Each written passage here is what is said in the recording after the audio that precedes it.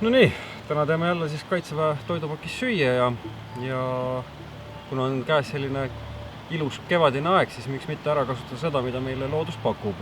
Sellepärast teil lähebki toidupakist vaja ainult konservi sealihaga ja siis loodusest põdrakanepi võrseid. Et oluline on, et nad oleksid noored, et siis nad on mahlased ja paremini söödavad. Nõgest, ja mitte siis tervet nõgest, vaid nõgeselehti ja võilille, ehk siis võilille juuri, et selle pealmise osa võite ära võtta. Jääb selline juur, selle loputate puhtaks, koorite ära aga hakkame siis peale, et siis kõigepealt meil on siin ette valmistatud juba võilille juured. Ja võilille juured lähevad sellepärast kõige esimesena, et need vajavad kõige rohkem aega kuumas vees olemiseks.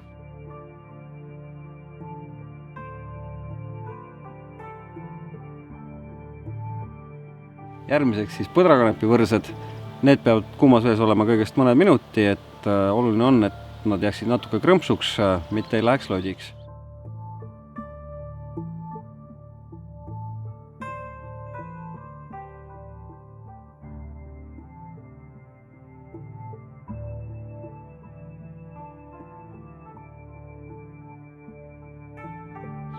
Ja lõpuks siis nõgeselehed mõneks hetkeks ainult kuumas vees.